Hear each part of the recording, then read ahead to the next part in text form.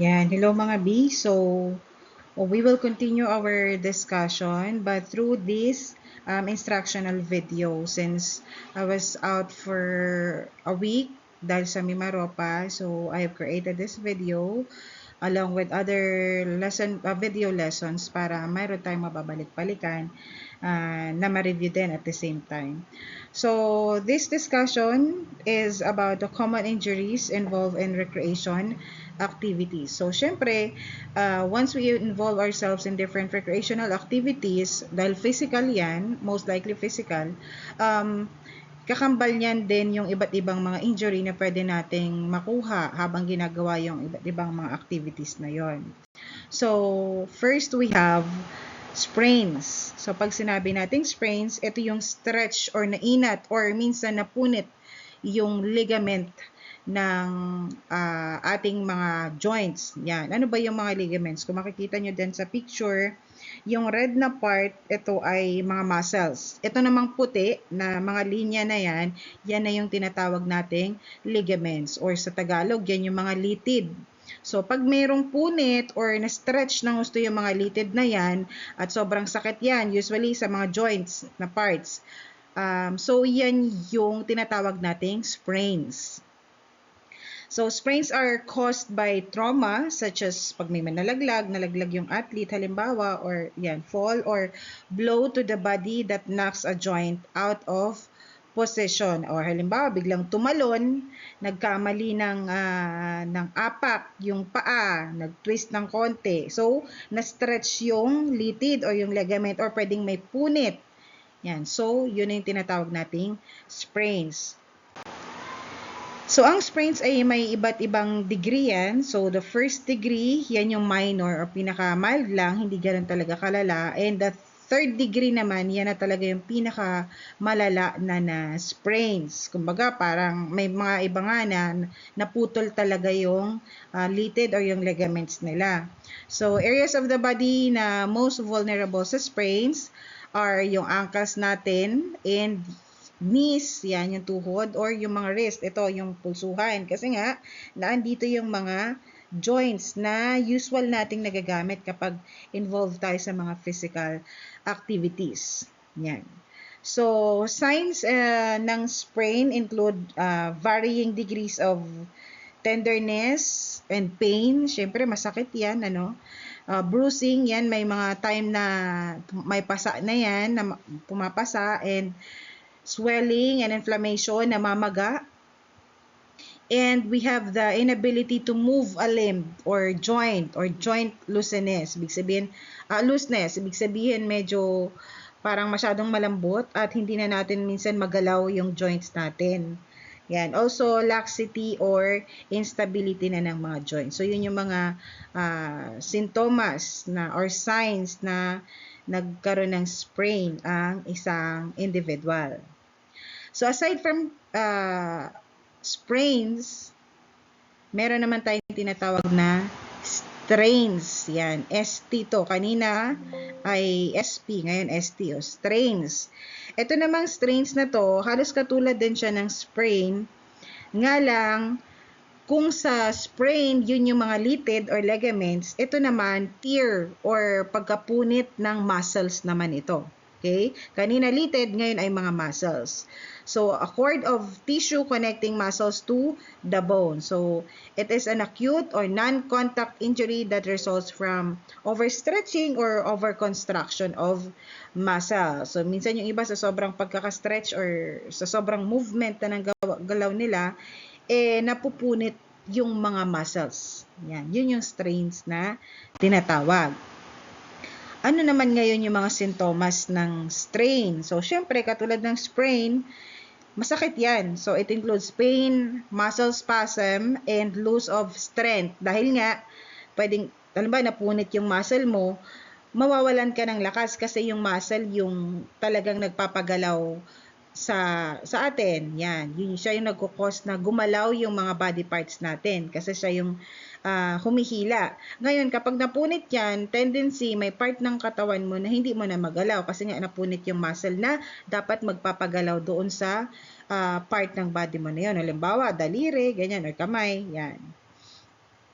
So, but it's hard to tell the difference between the mild and moderate na strains. Yan. So, severe strains na treated professionally can lead to permanent damage and loss of function. Kaya nga minsan, may mga athlete na talagang pag naputol talaga yung muscle nila, hindi kasi yan siya basta-bastang maibabalik. Kaya ang nangyayari, hindi na lang talaga nila, hindi na talaga nila maigagalaw yung kamay nila kasi putol na yung muscle na magpapagalaw doon. So aside from sprain and strains, so we have knee injuries. Common din to dahil nga physical activities to, common tong knee injuries o yung mga injuries na sa ating mga tuhod, yan. So, due to its complex structure and weight-bearing function, the knee is the most commonly injured joint. So, each year, more than 5.5 million people visit orthopedic surgeons for knee problems. Ayan, 'di ba? Ganun karami. Bakit? Kasi nga ito yung parang nabubugbog na part ng body natin, especially sa mga joints. Kasi nga, alam mo, may mga tao na mas mabigat sila. And then, yung physical activity na ginagawa nila ay minsan hindi nakakasakto dun sa kaya ng katawan nilang bigat. So, ang sumasalo ng bigat at nung physical activity na ginagawa nila ay yung mga tuhod. Yan. So, kaya usual na nagkakaroon ng injury dito sa ating mga tuhod. Another is fracture. Yan. Pag sinabi naman nating fracture, ito na yung break in the bone. Ibig sabihin, nag-crack yung buto mo. Yan. That can occur from either a quick or one-time injury to the bone. Yan. Or from repeated stress to the bone over time. So, again, pag sinabing fracture, break lang yan hindi talaga putol. So, nagkaroon ng crack yung buto. That's fracture. And yung most common symptom ng stress fracture is, syempre, masakit yan eh. So, is pain at the site that worsens with weight-bearing activity. So, halimbawa, meron kang fracture sa paa, sa buto mo sa paa. Siyempre, pag naglakad ka, may pressure, may yung bigat ng katawan mo ay bababa dun sa na-injured mo buto or na fracture. So, yung pain ay unbearable yan. So, this is very important for the coaches to recognize and refer the athlete to the trainers or the team physicians. So, hindi pwedeng balewalain. So, minsan, wala yan. Minsan, mga athlete na, wala yan, okay lang yan. Kahit na pag inapak nila, halimbawa yung paa nila, merong talagang masakit doon. Ibig sabihin, may problema sa loob. Okay? So, hindi pwedeng balewalain. Now, we also have dislocation. So, pag sinabi natin dislocations, usually ito kapag sa mga joints. Usually kasi, halimbawa, yung buto natin ay ganito. Yan. Dapat nakaganito yung posisyon sa joints natin. Ang nangyayari, imbis na ganito, na-dislocate siya. O, natutwist, ganyan. Imbis na dito, gumanito na siya. Or minsan naman, lumabas na talaga yung dugtungan ng buto natin. So, yun yung tinatawag natin na dislocation. Yan. Ngayon, ano naman kaya yung mga first aid techniques dun sa mga injuries na nabanggit natin during recreation? Alamin natin. So, ito ang lagi nyong tandaan. So, always follow PRICED. P-R-I-C-E-D. Tandaan nyo na, PRICED. Itong PRICED na to ay may mga meaning. So, ito raw dapat nating sundin. Mamaya, meron namang mga dapat hindi gawin. Okay, unahin muna natin itong PRICED. Letter P stands for protection. Yan. So, syempre, sabi nga, diba, prevention is better than cure. Yan. So, you remove additional risk or danger in the injured area. O halimbawa, alam mo na na-injury ka, nagtitinakbo-takbo ka pa dyan, diba? So, walang protection. Hindi mo na protektahan yung part na na-injured, o part ng katawan mo na na-injury. Yan. So, number 1 dyan, again, letter P, protection. And then, Next is letter R. R means rest. Okay, so stop moving the injured area. O halimbawa, yung pulso mo, nagkaroon ng injury dito. So, hindi yung magpabida-bida pa, 'di ba? Na ito may injury ako dito, ganto ganyan. Hindi. So, make sure na hindi mo nagagalawin yung area na yon. Bakit? Kasi potentially kapag ginalaw mo pa ng ginalaw 'yan, pwedeng lumala or baka yun nga, mas lumala pa yung injury mo. Yan. Next is, so that's P and R, surprise. Next is, yan, yung ICE or ice. Okay?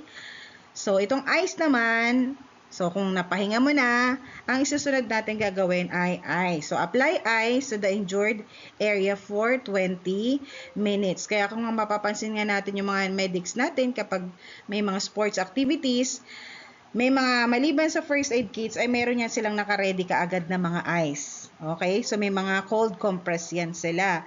So again, nag-ice, itong reminder din ha, nag-ice tayo kapag bago yung injury. I mean, bago lang yung injury. Hindi yung ilang araw na yung na-injury tapos in-ice mo pa. Hindi na yon applicable ha. Nag-ice lang tayo right after na nagkaroon ng injury. Like for example, minutes or hours pa lang ang nakakalipas. Yan. So then, ice can be applied less frequently after the first 2 days. Yan. After the first 2 days until the 5th to 7th day. Yan na yan. Hanggang 7th day. So, hanggang dun lang. Kapag halimbawa nalipasan na ng ilang araw pa yan, hindi na kayo mag-ice ha. Okay. So, instead, either contrast baths or warm compresses will be applied to hasten and healing process of the damaged tissue. So, after 5 or 7 days, hindi na ice ang gagawin natin. So, medyo maligam-gam na or warm compressions na yung gagamitin natin. Yan, so that's I. So, we have P, R, and yung ice, ICE. Now naman, punta tayo doon sa letter C. Okay. So, letter C, ito muna, sa C. C is for compression. So, when we say compression, this is applying an elastic or compression bandage in the injured area. Yan. So, depende rin yan sa klase ng injury kung kailangan ba siyang i-bandage or hindi. Pero usually, dun sa mga nabanggit nating injuries kanina, like sprain and strain, para hindi siya kasi gumalaw, kasi nga dapat hindi siya galawin, 'di ba? So ang ginagawa, nilalapatan or pinapalibutan natin siya, tinatalian natin siya ng mga bandages para hindi na siya lumala at hindi na siya gumalaw. And then letter E is for elevation.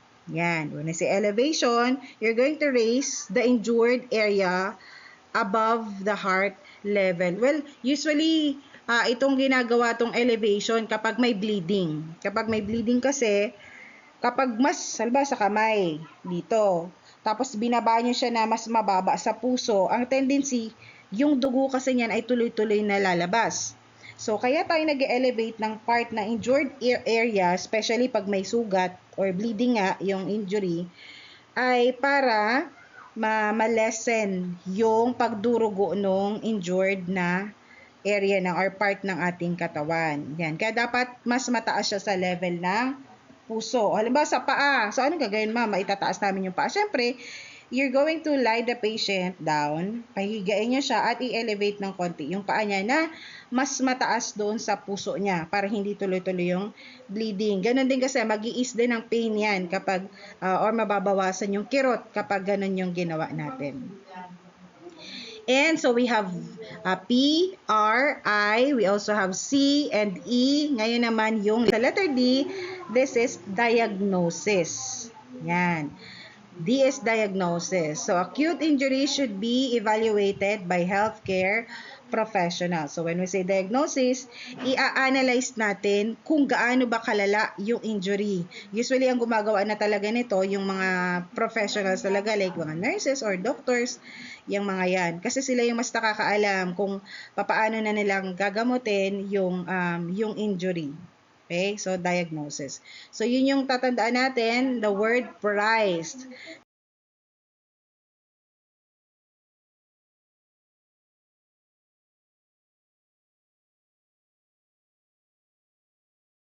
So once again, P stands for protect, R stands for rest, I stands for ice, C for compression, E for elevation, and letter D for diagnose.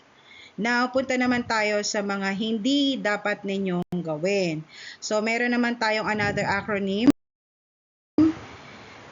Yan. So, remember to avoid harm. Yan. So, itong harm na to, meron din to siyang meaning per letter. So, unahin natin yung letter H. Again, ito yung mga dapat nating iwasan. So, H stands for heat. So, any kind of heat will speed up the circulation. So, resulting in more swelling and longer recovery. So, pag may injury kayo, nung mga nabanggit natin earlier, iwasan natin na nagpapainit kasi mas lalong tatagal yung recovery nyo, tsaka yung mas mabilis yung circulation. So, alam ba, kung may bleeding man, ang tendency, mas lalo yung magdudugo. A stands for alcohol. O, syempre naman, di ba? So, alcohol can increase swelling, resulting to longer recovery. O, especially dun sa mga medyo nagpa-practice na sa inyong uminom, ha? Wag nyo nang ituloy-tuloy, masisira ang buhay nyo. Sabi nga ni Duterte, di ba? Okay, and this is also one of the letters na dapat nating i-avoid. So, A again stands for alcohol. And the next letter is letter and R. So, avoid running or other excessive exercise, 'di ba? May injury ka na nga, tumakbo ka pa ng tumakbo or gumalaw ka pa ng gumalaw. So iiwasan. Katulad nga ng sabi kanina natin earlier, no, na hindi dapat ginagalaw yung injured part ng inyong katawan. So, kasi pwedeng mas lumala pa yung injury. So, iwasan na tumakbo-takbo or gumawa pa ng mas excessive or mas magalaw na mga gawain. And now, letter M stands for massage. So, madalas kasi natin ginagawa kapag may mga injury, halimbawa natapilok or may masakit na part na yan. So, ang ginagawa ng mga Pinoy, part ng kultura natin, o dalhin sa manghihilot yan. So, pinapahilot natin. Ang tendency na yan, kinabukasan na yung injured na part ng katawan. So, ito yung isa sa no-no natin gagawin. Dapat iwasan yung pinapahilot natin kasi mas magkukos siya ng pamamaga. Also, nagkakaroon din ng mga internal bleeding lalo na sa mga tissues at mas tumatagal yung recovery time. Mas matagal kang gumaling kapag pinamasahe natin. Okay? Yan. So, once again, remember to avoid harm.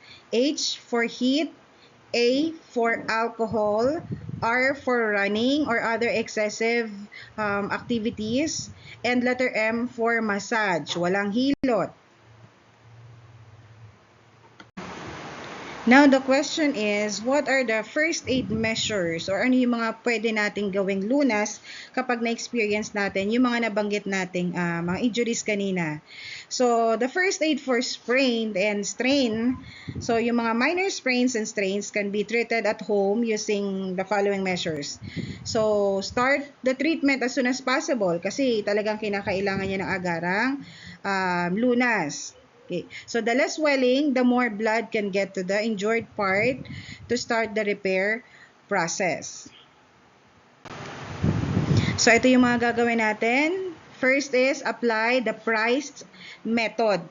Okay. Ano again yung price? So, P for protection, R for rest, letter I for ice, letter C for compression, E and elevate, and then D for diagnose. So, apply natin yung diniscuss natin earlier na price. Also, do not apply heat during the first 2 days. So, nabanggit ko yan kanina na kapag bago pa lang yung injury, ice ang ginagamit natin ha. Hindi tayo naglalagay ng mga mainit or mga warm na towel, ganyan hindi. So, the first 2 days, dapat yung cold compress tayo. So, after ng 2 days or 3 days, ganyan, bago pa tayo mag-hot compress para maiwasan yung pamamaga or para malasan yung pamamaga. Also, use paracetamol for the first day of the injury kasi ang tendency niyan dahil merong nabago doon sa sistema ng katawan ng tao, ang ginagawa ng ating immune system ay pinapainit niya yung katawan natin. Ibig sabihin, nagkakaroon tayo ng lagnat dahil nga meron tayong injury. Kaya pinapainom ng paracetamol during the first day of the injury. And also, it will lessen or reduce the pain without increasing bleeding. So thereafter, ibuprofen or their non-steroidal anti-inflammatory para maiwasan yung pamamaga, or aspirin is a good choice also. So don't give aspirin to a child younger than 16 years old. So meron pang ibang mga treatment like itong arnica oil. So it works well to reduce swelling. Also, kapag may mga accessories na suot, halimbawa may injury sa kamay, so aalisin natin yung mga accessories like mga singsing, mga bracelet, mga ganyan. And after 48 hours or 2 days, pwede na nating unti-unting galawin yung injured part para unti-unti na rin siyang mag-proceed doon sa healing process niya. So gradually, unti-unti, increase natin yung range of movement and let the pain be your guide. Siyempre, pag sobrang sakit na, hindi mo na rin sobra itodo yung range ng galaw ng injured part. So usually, ang strains ay gumagaling naman yan for about a week. Mga 1 linggo lang yan. Pero yung sprains naman may take up to 3 weeks or even mas matagal pa minsan. So depending on the degree of sprain or strain. So for fracture, ito naman yung mga dapat natin gawin na first aid. Ang gagawin natin, we're going to apply priced method, and then we should keep the limb in the position you found them. So hindi natin pwedeng galawin. Halimbawa, kung anong posisyon ng paa niya, hindi pwedeng ginagalaw natin ang ginagalaw. So we could also place a soft padding around the broken bones. Lalagyan natin yan ng tinatawag na splint. So splint the injury with something rigid such as rolled up newspaper or mga magazines. Yung parang halimbawa, ito yung injured, halimbawa, tapos lalagyan natin yan ng sa kabilaan, lalagyan natin ng splint. Halimbawa, yung niroll yung magazine na matigas na bagay na may iwasan yung pagtupi ng area na yon. So para mapanatiling tuwid lang siya, or halimbawa nakaganito talaga siya, para mapanatiling ganyan siya, hindi yung kapag tinransfer siya from that place to the emergency facility, kapag ng tendency kasi nun gagalaw. So dapat kasi kung anong posisyon niya nung nakita natin, manatiling ganun ang posisyon niya. So kaya lalagyan natin siya ng splint na tinatawag. So we should not move the broken bones. And also, yung splint natin must be long enough para ma-extend beyond the joints yung splint natin para nga maiwasan yung paggalaw ng affected area. So, get medical attention immediately. So, fractures of the femur and pelvis may cause severe internal bleeding. So may mga pagkakataon na hindi man natin nakikita na may dugo talagang lumalabas, pero internally, since nagkaroon ng crack or nabali yung buto, ganyan. So magiging sharp kasi yun. So ang tendency, yung tissue sa loob ay napupunit din or nahihiwaan nung buto. Kaya nagkakaroon ng internal bleeding. So if there is an open fracture naman, pag open fracture naman yan, ibig sabihin talagang may sugat. So, ang gagawin natin kapag may sugat, ika-cover natin yung sugat ng isang malinis na gauze pad. And we're going to apply pressure to control bleeding. And katulad ng sinabi natin kanina doon sa part ng elevation, you're going to elevate the part of the injured, yung injured na part ng katawan na mas mataas sa puso.